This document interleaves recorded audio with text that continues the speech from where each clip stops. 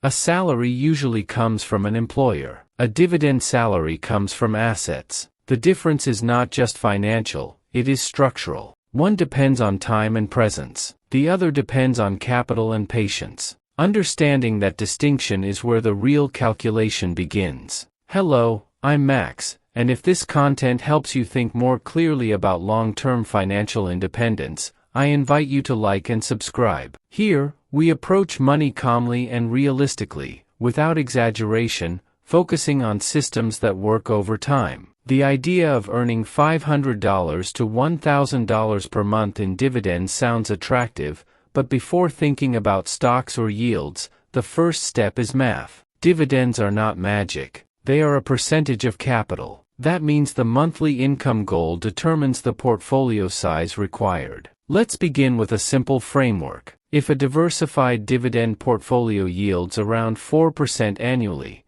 which is often considered moderate and sustainable across quality dividend-paying companies or funds, that means every $100,000 invested produces approximately $4,000 per year before taxes.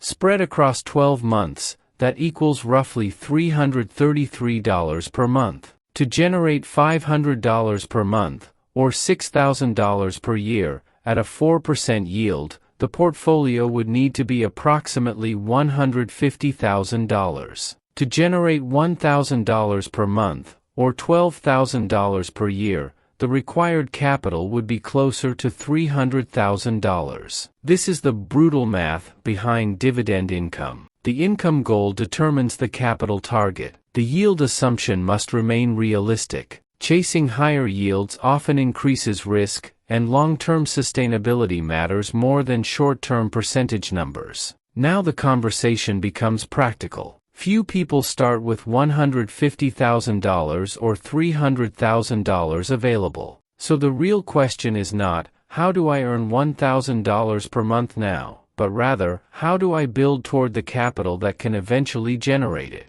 That process involves three variables. 1. Savings rate. 2. Investment returns. 3. Time. For example, investing consistently each month into dividend-focused ETFs or diversified blue-chip stocks allows capital to compound gradually. Reinvesting dividends accelerates growth because each payout purchases additional shares, which then produce their own dividends. Over years, this creates a compounding effect that is often underestimated. Another important factor is yield stability. A portfolio built solely around high-yield stocks may appear to reach $1,000 per month faster on paper, but unstable dividends can shrink unexpectedly. A slightly lower yield from financially strong companies often provides more predictable long-term income. There is also taxation to consider. Dividends are often taxed differently depending on country and account type. Using tax-advantaged accounts, when available, improves efficiency and accelerates the timeline. The goal is not speed, it is durability. A dividend salary should feel stable, not fragile. It should supplement income without introducing unnecessary volatility. That is why realistic yield assumptions and diversified holdings matter more than chasing impressive percentages. In the next part, we will look at timelines, how long it realistically takes to reach $500 or $1,000 per month depending on monthly investment amounts, and how different contribution levels change the outcome. Because the real power of dividend income is not in dreaming about the number. It is in understanding the path. Once the capital targets are clear, the next question becomes practical. How long does it actually take to build a portfolio capable of generating $500 to $1,000 per month in dividends? The answer depends primarily on contribution size, average return, and consistency. Let's assume a balanced dividend-focused portfolio with an average long-term total return of 7 to 8% annually, where roughly 3 to 4% comes from dividend yield and the rest from price appreciation. These are not guaranteed numbers, but they reflect historically reasonable assumptions for diversified equity portfolios over long periods. Now consider three simplified scenarios.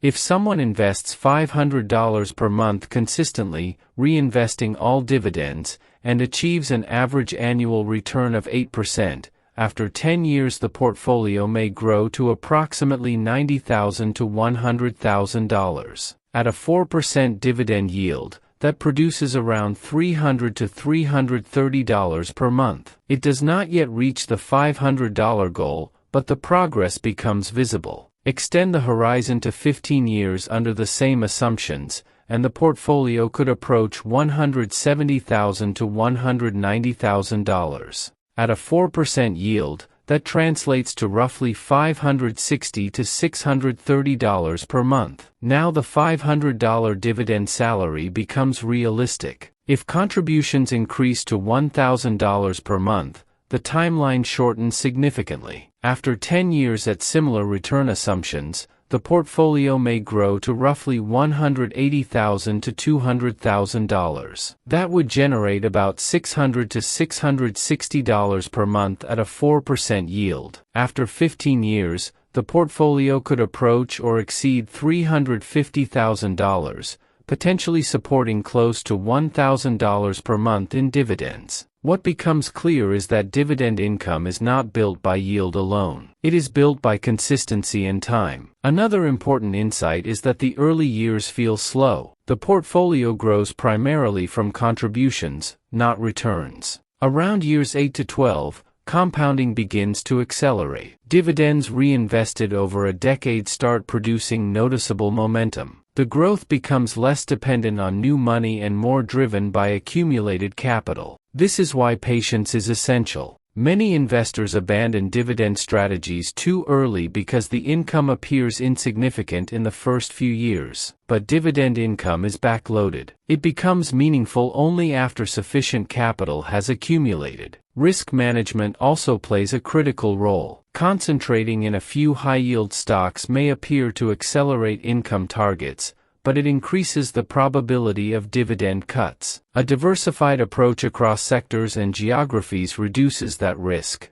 The goal is not maximum yield, it is sustainable income. Finally, inflation must be acknowledged. A portfolio generating $1,000 per month today will not have the same purchasing power 10 or 15 years from now. Ideally, dividend growth over time offsets inflation, but this depends on company performance and economic conditions. Selecting companies or funds with a history of increasing dividends can help protect long-term income value. The key takeaway is simple: building a dividend salary is mathematically straightforward, but emotionally demanding. It requires steady contributions, realistic expectations, and the willingness to let compounding work quietly. In the next part, we will shift from accumulation to structure, how to design a dividend portfolio that balances yield, growth, and stability without overexposing yourself to unnecessary risk. Because reaching the number is only half the equation. Maintaining it is what turns income into freedom. Reaching the capital target is only half the equation. The more delicate challenge is structuring a portfolio that can reliably sustain $500 to $1,000 per month without exposing you to unnecessary fragility. Income that disappears during volatility is not a salary. It is a projection. The foundation of a durable dividend portfolio is diversification. Relying on a small number of high-yield stocks may accelerate income on paper, but it increases concentration risk. If even one company reduces or eliminates its dividend, the impact can be significant. Spreading capital across multiple sectors, such as utilities, healthcare, consumer staples, energy, and financials, reduces dependence on any single industry cycle. Another structural decision involves choosing between individual dividend stocks and dividend-focused ETFs. Individual stocks allow for precise selection and potentially higher yield,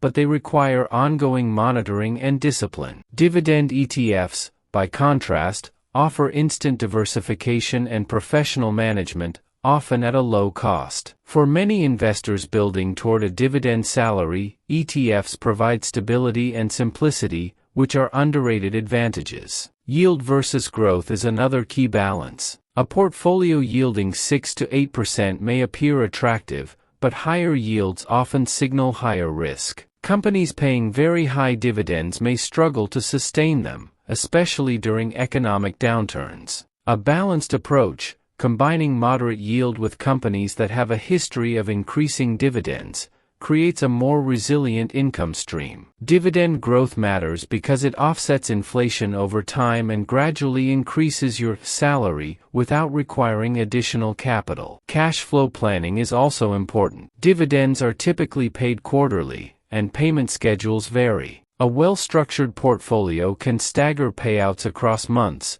smoothing income rather than concentrating it in specific periods. This creates predictability and reduces reliance on timing. Reinvestment strategy changes once the target income is reached. During accumulation, reinvesting dividends accelerates growth. After reaching $500 or $1,000 per month, some investors choose to partially reinvest and partially withdraw, maintaining long-term purchasing power while enjoying current income. The transition should be gradual and aligned with overall financial goals. Taxes remain a practical consideration. Dividend taxation differs depending on jurisdiction and account structure. Using tax-advantaged accounts, when available, improves efficiency. Ignoring tax impact can reduce real income more than expected. A portfolio yielding 4% before tax may yield meaningfully less after taxes if not structured thoughtfully. Perhaps the most overlooked element is emotional discipline. Dividend investing can appear slow and unexciting compared to speculative strategies. Market fluctuations may temporarily reduce portfolio value,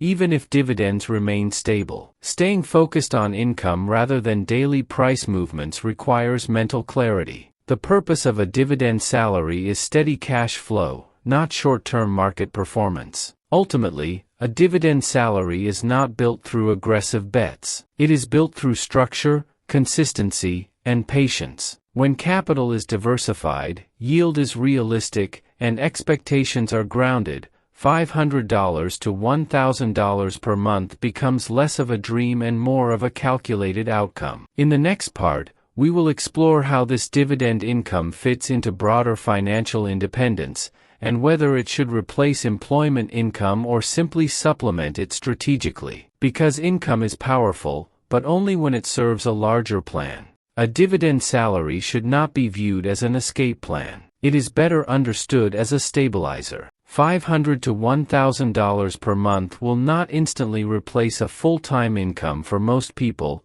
but it meaningfully reduces pressure. It lowers dependency on a single paycheck and creates breathing room in uncertain periods. When integrated into a broader financial plan, dividend income becomes strategic. It can cover fixed expenses such as utilities, groceries, or insurance. It can be reinvested to accelerate long-term growth. It can serve as a buffer during career transitions. The key is not the number itself, but the predictability behind it. The process remains simple, though not easy. Consistent contributions, realistic yield assumptions, disciplined diversification, and patience. There is no shortcut hidden in higher percentages or aggressive positioning. The math works only when time is allowed to do its part. In the end, building a dividend salary is less about chasing income and more about building stability. Once that shift happens, the goal feels less dramatic and more deliberate, and that is often where real financial confidence begins.